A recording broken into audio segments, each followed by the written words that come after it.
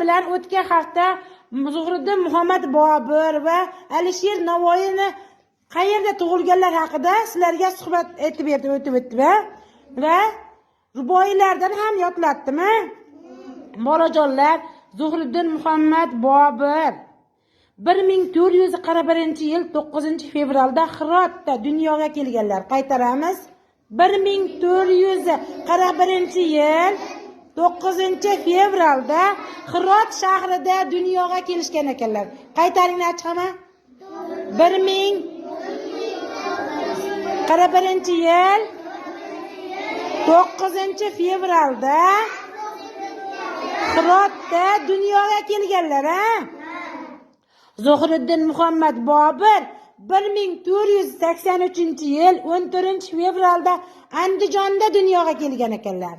1483-yil Andijonda dunyoga kelganlar. Bobo kanallarimiz 14-15-asrlarda tug'ilgan ekanlar, ha? Bizning bobo kanallarimiz 14-15-asrlarda tug'ilgan ekanlar, ha? Hammani esdan chiqmaydimi?